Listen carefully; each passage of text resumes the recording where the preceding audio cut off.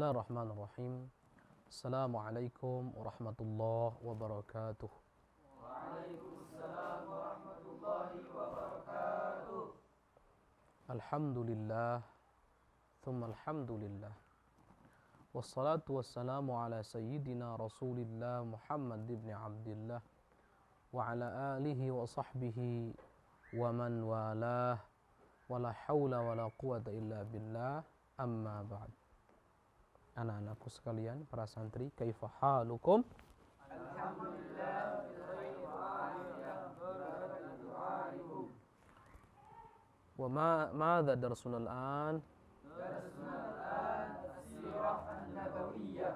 Baik, darsuna al-an as-sirah an-nabawiyah. Pelajaran kita pada kesempatan kali ini adalah sirah nabawiyah. Dan kitab yang kita kaji adalah kitab Fiqhus Sirah An-Nabawiyah karangan Syekh Muhammad Sa'id Ramadan Al-Buti. Kita telah sampai kepada pembahasan al-manhaj al-ilmi, manhaj ilmi dalam meriwayatkan atau mencatat hadis. Dalam meriwayatkan, mohon maaf, as-sirah an-nabawiyah. Walaupun memang sama manhajnya, sama dalam mencatat hadis atau mencatat sirah, manhajnya sama. Baik.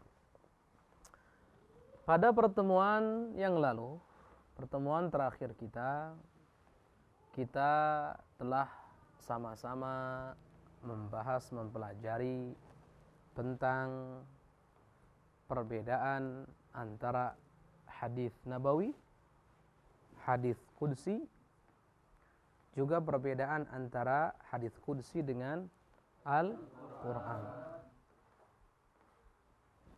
Kemudian pada pertemuan yang lalu juga kita telah mengetahui satu kesimpulan bahwasanya apa yang dilakukan atau aktivitas para ulama-ulama kita yang berkaitan dengan sejarah secara umum ataupun sirah secara khusus merupakan satu aktivitas atau amalan yang dengan amalan tersebut, aktivitas tersebut, sejarah secara umum atau sirah nabawiyah secara khusus bisa sampai kepada kita dalam keadaan terlindungi, keadaan terjaga, keadaan aman daripada kepalsuan, aman daripada manipulasi, aman daripada hal-hal yang akan mengganggu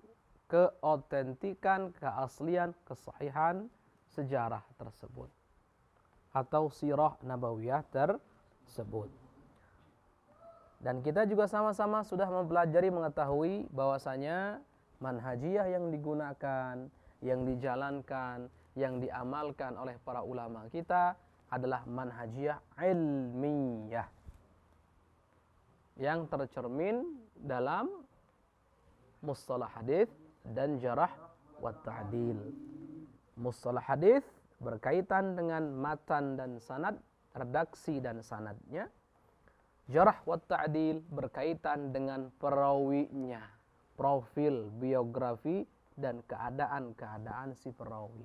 Jujur atau tidak jujur, dusta atau tidak dusta, bisa dipercaya atau tidak, pelaku kemaksiatan atau bukan pelaku kemaksiatan, orang fasik atau bukan, dan seterusnya yang tentunya pengetahuan tersebut akan sangat mempengaruhi status atau derajat atau hukum daripada sejarah atau riwayat secara umum atau juga hadis. Baik. Pada kesempatan kali ini kita akan lanjutkan pembahasan kita. Masih dalam manhajiyah ilmiah. Ustadz, ada hal yang dilupakan. Mungkin belum menjelaskan kepada kalian makna daripada manhaj. Makna daripada manhaj secara bahasa. Apa sih manhaj itu? Walaupun kalian sudah mengetahui manhajnya, sudah tahu. Manhaj dalam hal meriwayatkan sejarah atau hadis kalian sudah Tahu, bahkan kalian sudah belajar. Tapi belum menjelaskan tentang makna daripada manhaj. Kalian sudah tahu manhaj itu metodologi Ustadz, iya. Tapi secara bahasa, manhaj itu apa? Secara bahasa sebetulnya manhaj itu artinya, artinya adalah at-tariq al-wadih, jalan yang sangat jelas. Itu manhaj. Kemudian manhaj ini disebut dengan manhaj ilmiyah. Disifati dengan ilmiyah. Kita harus tahu apa itu ilm, apa itu ilmiyah. Idraku syai' ala ma huwa alaihi fil waqi'. Mengetahui sesuatu yang sesuai dengan fakta dan realita itulah ilmu. Berarti ini manhaj, ini jalan yang sangat jelas untuk mendapatkan realita dan fakta yang real dan nyata. Jelas atau tidak? Ini disebut dengan manhaj ilmiyah. Kita tidak akan pedulikan manhaj selain ilmiah, sudah kita buang semuanya. Yang penting bagi kita adalah manhaj ilmiah. Kenapa harus pakai manhaj ilmiah, Ustadz? Ingat, Allah Subhanahu wa taala memerintahkan kita untuk ikut ilmu. Wala taqfu ma laisa laka bihi ilm. Jangan pernah kamu ikuti sesuatu yang kamu tidak punya ilmu di dalamnya, yang tidak berdasarkan ilmu. Sehingga dalam hal mengetahui sejarah secara umum atau sirah nabawiyah secara khusus, kita juga butuh manhaj ilmiah yang dengan manhaj tersebut kita sampai kepada ilmu, sampai kepada hakikat yang sesungguhnya, sampai kepada fakta. Paham atau tidak? Jadi sangat butuh kita kepada manhaj, dan alhamdulillah ulama kita sudah menyusun manhaj tersebut dengan mendetail, bukan hanya sekedar ilmiah tapi mendetail. Ini makanya selalu Ustaz selalu mengatakan kepada kalian, syukuri nak jadi santri. Kita punya utang budi banyak kepada para ulama. Kita sekarang baca al-haditsu min haitsul qabulu war raddu yanqasimu ila qismaini maqbulun wa mardud. Wal maqbulu qisman as-sahih wal hasan. Mudah banget kita itu. Syarat sahih adalah ini ada 5. Hasan berbedanya hanya di martabat atau derajat dhabatnya saja. Dhaif pokoknya selain sahih, selain hasan. Luar daripada dhaif adalah maudhu. Mudah kita. Tapi para ulama kita Masya Allah mendapatkan manhajiyah, menyusun manhajiyah itu dengan perjuangan yang tidak mudah. Dengan perjuangan yang tidak mudah. Yang jelas kita sekarang saat ini karena perjuangan beliau-beliau menjadi sangat tenang, sangat yakin bahwasanya ilmu pengetahuan Islam yang di dalamnya termasuk adalah sirah nabawiyah itu memang otentik dan original, dan bisa dibedakan mana yang valid, otentik, original, dan mana yang fiktif, palsu. Jelas atau tidak? Berkat siapa? Berkat ulama-ulama kita. Sehingga aktivitas mereka, perbuatan mereka, amalan mereka dalam hal ini adalah amalan yang wajib kita syukuri kepada Allah, berterima kasih kepada beliau-beliau semuanya.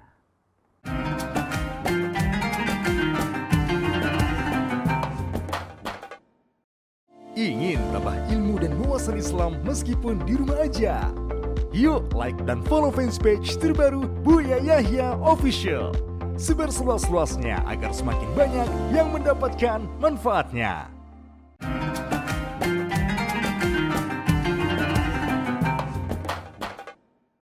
Baik, anak-anakku para santri semuanya, kita lanjutkan pembahasan kita. Qala al-musannif rahimahullah ta'ala wa nafa'ana bihi wa bi'ulumihi wa ulumikum wa amaddana bi asrarih wa a'ada alaina min barakatih amin ila anqal. Amma amaliyatu istinbatin nataij wal ahkami wal mabadi'i wal ma'ani min hadhihi al-akhbar ba'da al-qabul at-tam laha fa'amalun 'ilmiyyun akharu la sya'na lahu bit-tarikh وما ينبغي أن يمزج به بحال من الأحوال. innahu amalun ilmiyun mutamayyizun wa mustaqillun bidzatih yanhadu bidawrihi ala manhajin wa qawa'id ukhra min sya'niha an tadbita amaliyat istinbatin nata'ij wal mabadi' min tilkal ahdath ضمن قالب علمي يقصيها عن سلطان الوهم وشهوة الإرادة النفسية التي يعبر عنها أمثال ويليام جيمس بإرادة الاعتقاد. من هذه القواعد القياس الاستقرائي وقانون الالتزام بأنواعه المختلفة والدلالة بأنواعها إلى آخره. ولقد استنبطت من أحداث السيرة النبوية طبقا لهذه القواعد أحكام كثيرة منها ما يتعلق بالاعتقاد واليقين ومنها ما يتعلق بالتشريع والسلوك والمهم في هذا الصدد أن نعلم بأنها جاءت منفصلة عن التاريخ وتدوينه بعيدة عن معناه ومضمونه وإنما كانت نتيجة معاناة علمية أخرى نهضت في حد وجودها على البنيان التاريخي الذي قام بدوره على القواعد العلمية التي ذكرناها. Allah. Baik. Maksudnya seperti apa? Beliau mengatakan adapun aktivitas menyimpulkan poin-poin atau hukum-hukum atau prinsip-prinsip atau makna-makna yang lain dari kabar-kabar ini, maksudnya dari sejarah, karena sejarah itu selain disebut tarikh juga disebut akhbar nanti, atau jenisnya adalah jenis khabar. Setelah diterima dengan sempurna,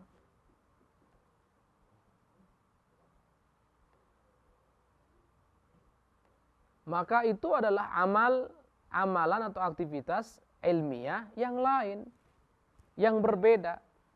Tidak ada hubungannya dengan yang namanya sejarah.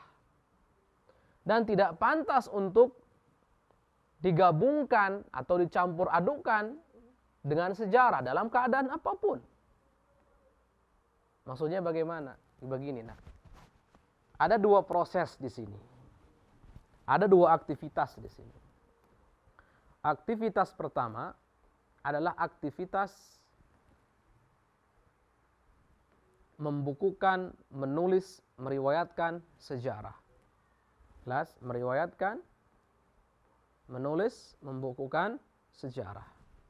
Dan kita sudah mengetahui manhajiyahnya.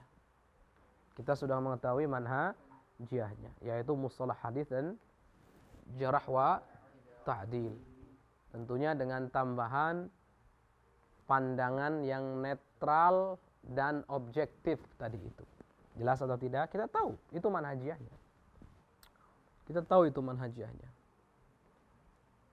Tapi ada satu aktivitas lain. Satu aktivitas ilmiah yang lain. Yaitu bagaimana memahami, mengambil nilai-nilai, poin-poin, hukum-hukum dari sejarah tersebut. Dari kabar berita tersebut. Dari sirah nabawiyah tersebut. Paham atau tidak? Jadi ada menetapkan sejarah dengan catatan dan tulisan. Ini ada metodologinya sendiri, manhajiyahnya sendiri. Ada juga aktivitas lain, yaitu memahaminya, ngambil hukum, menyimpulkan hukum, baik itu yang berkaitan dengan akidah, prinsip-prinsip akidah, atau berkaitan dengan hukum halal dan haram yang kita biasa sebut dengan fikih, atau berkaitan dengan makna-makna akhlak. Ini punya manhajiyah, metodologi sendiri. Jelas atau tidak? Jelas. Paham atau tidak? Mengerti sampai di sini? Diulangi. Ada dua aktivitas. Yang pertama, pencatatan atau periwayatan sejarah yang di dalamnya ada sirah nabawiyahnya. Ini ada manhajiannya sendiri, punya metodologi sendiri yang tercermin tergambar dalam Jarh wa Ta'dil Mustalah Hadis dengan tadi itu mazhab maudhu'inya, yaitu pandangan netral dan objektif. Jelas atau tidak? Artinya dengan manhajiyah ini para ulama mampu untuk menetapkan apa yang memang harus ditetapkan sesuai dengan fakta. Mampu untuk mengetahui mana yang benar, mana yang tidak benar daripada sejarah. Mampu untuk mengetahui mana yang otentik dan tidak otentik, mana yang palsu dan yang asli. Paham atau tidak? Nah, kalau sudah tetap, sudah ada sejarahnya, dan kita yakini itu sahih, itu terlepas daripada yang palsu-palsu, daripada manipulasi, daripada kedustaan di dalamnya, maka tentu setelah itu ada aktivitas yang kedua, apa? Bagaimana memahaminya. Dan memahaminya ini menggunakan metode lain yang merupakan metode tambahan daripada dua tadi itu. Ada metodenya sendiri. Apa metodenya? Nah, ini pokoknya fokus. Kita akan bahas apakah metode yang digunakan untuk menyimpulkan atau mengambil daripada hukum-hukum, nilai-nilai, prinsip-prinsip yang terkandung dalam sejarah secara umum atau dalam sirah nabawiyah secara khusus.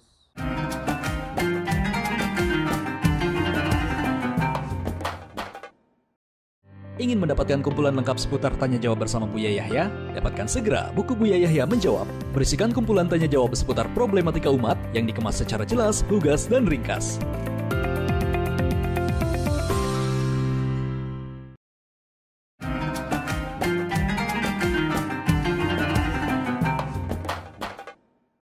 Baik, anak-anakku para santri semuanya, apa sih metodologi yang digunakan untuk memetik kandungan? Nah, ini bahasa lain lagi. Memetik kandungan daripada sejarah secara umum atau sirah secara khusus. Apa sih metodologinya? Kita kan tadi sudah tahu, berbeda metodologi, berbeda manhaj. Untuk menetapkan sejarah ada manhajnya sendiri, dan untuk memetik nilai yang terkandung dalam sejarah tersebut, memahami sejarah tersebut, ngambil hukum, ngambil kesimpulan dari sejarah tersebut, itu memiliki metodologi sendiri. Apa metodologinya? Baik. Metodologi itu disebut dengan al-qiyas al-istiqra'i, qanun iltizam, dalalat bi anwa'iha. Qiyas istiqra'i itu apa sih? Metodologi analogi induktif.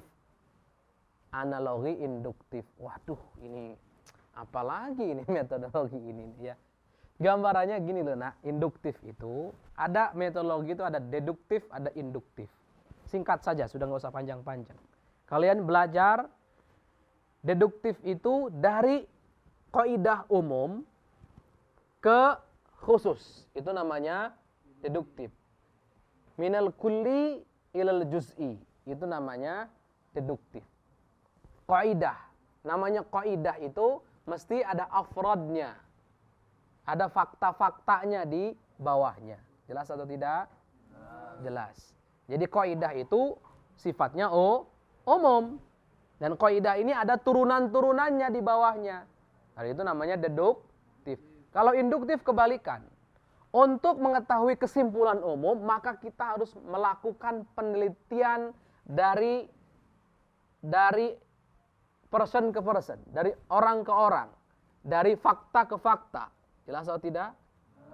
Nah, dari fakta ke fakta ini, dari person ke person, orang ke orang, diberitahu. Atau dari perkara ke perkara, dicari tahu. Ketika menemukan kesamaan tersebut disebut dengan kaidah umum nantinya. Kesamaan tersebut disebut dengan kaidah umum. Jadi kalau induktif itu, qiyas istiqra'i itu, analogi induktif namanya, itu adalah dari khusus ke umum. Dari khusus ke umum. Itu namanya qiyas istiqra'i. Qanul iltizam. Iltizam kalian tahu. Iltizam kalian tahu. Dalalah iltizam bi anwa'ihi. Ada iltizam al-bayyin, al-luzum al-bayyin bil ma'na al-akhas, al-luzum bil ma'na al-'am, itu ada sendiri. Atau dalalat, ada dalalah aqliyah, ada wad'iyah, ada lafziyah, dan seperti itu dan seterusnya. Kemudian maratib dalalah dan seterusnya. Itu kalian juga akan mempelajarinya, atau kalian sebagian sudah mempelajarinya. Yang jelas simpelnya ini adalah ilmu usul fiqh. Itu simpelnya, ilmu usul fiqh. Karena ilmu usul fiqh membahas ini semuanya disebutkan nih. Qiyas istiqra'i, qanun iltizam, dalalat bi anwa', itu dibahas dalam ilmu usul fiqh. Sudah selesai.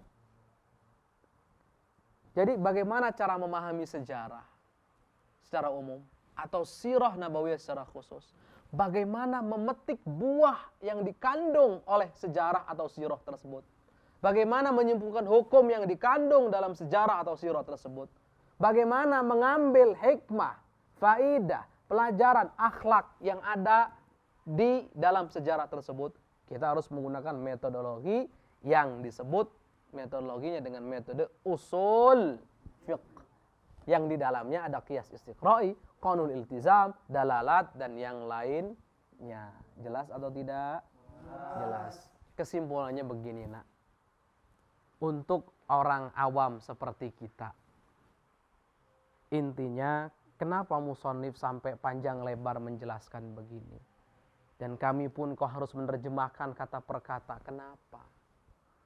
Padahal mungkin jika seandainya pelajaran ini didengar oleh orang awam, mungkin mereka akan mengatakan, ini ngebahas apa ini? Bukan itu yang kami inginkan, bukan itu. Yang Ustadz mau bukan itu.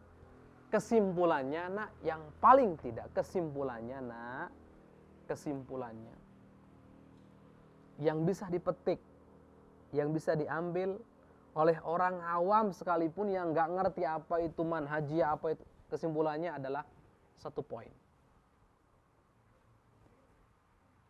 Sejarah yang sampai kepada kita itu adalah otentik, itu adalah asli, itu adalah sahih. Kemudian hukum yang kita amalkan selama ini pun, bagaimana sholat caranya, bagaimana semuanya, kemudian akidah yang kita yakini, itu pun ternyata dibangun di atas manhajiyah ilmiah. Sehingga kita sekarang yakin saja sudah, agama Islam adalah agama yang terjaga, baik akidahnya, ataupun hukum halal haram fikihnya, ataupun akhlaknya. Terjaga, betul-betul terjaga. Sehingga kita orang awam ini simpelnya ikut ulama yang beneran. Udah gitu aja. Jelas atau tidak? Jadi nggak perlu nggak yakin nanti di kemudian hari, aduh jangan-jangan, nggak ada jangan-jangan, sudah dipastikan, sudah dari dulu sudah dipilah-pilih. Yang otentik ini, yang ini palsu. Yang otentik, yang jelas, yang sahih, yang benar dibukukan ini. Diberikan keterangan. Yang palsu dikasih catatan, awas ini cerita tidak benar. Seterusnya dan seterusnya. Sehingga kita sekarang kalau baca itu nyaman. Ini yang harus diambil, ini nggak usah, sebagai wawasan saja. Lihat. Kata para ulama hukumnya begini. Kalau dia beliau ulama yang sungguhan, betul-betul ahli di bidangnya, ikuti. Ikuti. Kenapa? Karena para ulama itu dalam menyimpulkan hukum, membangun suatu hukum, itu dibangun di atas satu metodologi ilmiah. Nyaman. Kesimpulan di atas kesimpulan, agama Islam, agama yang Allah jaga. Sehingga apapun yang berkaitan dengan agama Islam, sejarahnya bisa diketahui mana yang benar, mana yang tidak benar. Hukum-hukumnya bisa dibedakan mana yang benar, mana yang tidak benar. Karena memang sudah ada manhajiyah, sudah ada metodologinya yang dibangun oleh para ulama di bidangnya masing-masing. Metodologi dalam hal pencatatan, periwayatan, sejarah secara umum, sirah secara khusus ada. Apa itu? Ada manhaj maudhu'i, madhab maudhu'i. pandangan objektif dalam menilai sejarah. Mencatat apa yang harus dicatat. Mengatakan iya yang memang harus dikatakan iya. Menyatakan benar yang memang itu adalah fakta. Jelas atau tidak? Nah, sampai di sini lihat. Kemudian dibangun juga di atas qawaid, mustalah hadis dan jarah wa ta'dil. Sehingga dibahas semuanya. Teks redaksinya dibahas, sanadnya, kumpulan periwayat dibahas. Kemudian nggak sampai situ. Yang meriwayatkan satu-satu dikupas tuntas. Sehingga nggak ada potensi untuk dusta, itu nggak ada di dalamnya. Pembohong tidak akan dipercaya. Sebagaimana orang yang jujur akan dipercaya. Sehingga subhanallah kita aman, nyaman, tenang, yakin yang sampai kepada kita, yang dinyatakan oleh para ulama itu adalah sahih, itu adalah otentik. Maka itulah fakta yang sebenarnya, yang sesungguhnya. Belum lagi nanti dalam usul fiqh kita lebih akan takjub lagi. Bagaimana membedakan antara yang qat'i dengan yang dhanni. Apa konsekuensi qat'i, apa konsekuensi dan seterusnya. Yang jelas, terakhir sebelum Ustaz tutup pelajaran kita, yakinilah bahwasanya agama kita ini adalah agama yang Allah jaga. Sumbernya tetap murni, sehingga ketika para ulama mengambil dari sumbernya yang murni, maka yang diambil pun juga nilainya murni, sifatnya murni. Sejarah tetap yang murni adalah murni, dijelaskan oleh para ulama, dan yang palsu tidak dibukukan, sudah dibuang. Bahkan kalaupun ada, dijelaskan bahwasanya ini adalah sejarah yang palsu. Allahu Akbar. Oleh karena itu, bersyukurlah nak. Kita wajib bersyukur karena Allah sudah menjadikan kita semuanya sebagai umatnya Nabi Muhammad sallallahu alaihi wasallam yang agamanya Allah jaga. Yang agamanya Allah jaga. Sekian cukup pelajaran kita kali ini. Semoga Allah Subhanahu wa taala memberikan kita ilmu yang manfaat, pemahaman yang benar, menjadikan kita semuanya umat Nabi Muhammad sallallahu alaihi wasallam sebaik-baiknya umat, dapat mengikuti beliau, menjadikan beliau tuntunan yang sesungguhnya, teladan yang sesungguhnya, wafat dalam keadaan husnul khatimah. Ala hadhihi wa la kulli salih. Al-Fatihah.